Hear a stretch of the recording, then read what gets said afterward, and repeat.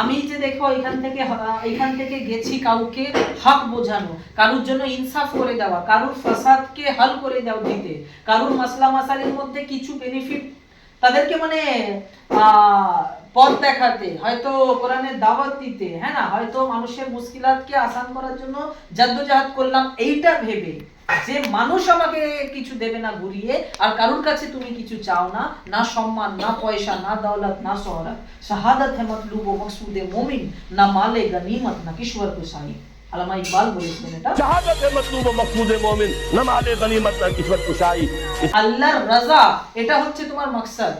তুমি যে কারোর কাছে হেল্প করতে গেছো, তুমি যে মুশকিলকে ঠিক করতে গেছো, তুমি যে তাকে রহনুমাই দিতে গেছো, তুমি যে আল্লাহর কালাম পৌঁছাতে গেছো, এই জন্য যাওনি যে তার কাছে তুমি মান সম্মানের তালাব রাখো, তার কাছে তুমি পয়সা, টাকা পয়সা, দুনিয়া, গাড়ি, যে কোনো জিনিস হতে পারে, সেটা না রেখে খালিস যখন হয়ে যাও, খালিস মানে শুধু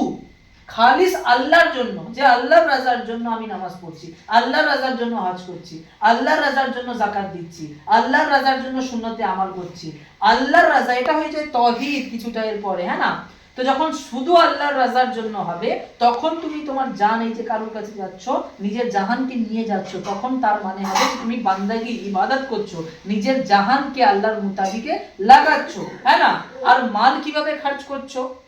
কারোর বিয়ে হচ্ছিল না, পয়সার কমতি ছিল, বাড়ির মধ্যে খুব লোন করে ফেলেছে মুসলমান, সুদের মধ্যে লিপ্ত হয়ে গেছে বেচারা, প্রত্যেক মাসে তাকে লোন দিতে হয়, এমন করে গেছে যে বেচারা দাঁড়াতে পারছে না, ফ্যামিলি আছে, বোঝ আছে, জিম্মেদারি আছে, অনেক কিছু আছে। এই টাইমে যখন তুমি তোমার কামানো পয়সা থেকে, দেওয়া আল্লাহ, কামিয়েছো তুমি, এই পয়সাকে যখন তুমি দিয়ে দিচ্ছ কাকে?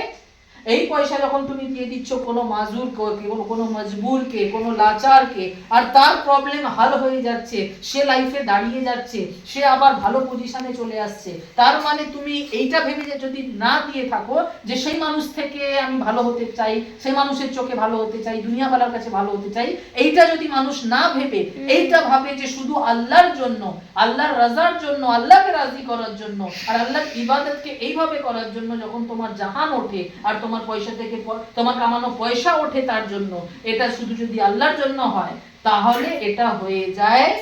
এই কোরআনের মাকসাদকে পুরো করা। আল্লাহ কোরআনের মধ্যে যদি বলছেন যে আল্লাহ মুমিনের কাছ থেকে তার জাহান আর তার মাল নিয়ে নিয়েছেন, কি দেবেন এর বদলে? अल्लाह ने मोमिनों से उनकी जानें और उनके माल खरीद लिए हैं और इसके एवज उनके लिए बहिश्त तैयार की है। এইভাবে বান্দাগি দিয়ে কি করি? তো যেইভাবে জাহান মানে এই দেখো, জাহানটাকে খাপিয়ে যখন, মানে জাহানকে খাপিয়ে আল্লাহর রাজা হাসিল করছে, নিজের মালকে খাপিয়ে নিজের মালকে খাপিয়ে সে কারোর মাদাদ করছে আল্লাহর রাজার জন্য, তাহলে এই কোরআনের মাকসাদকে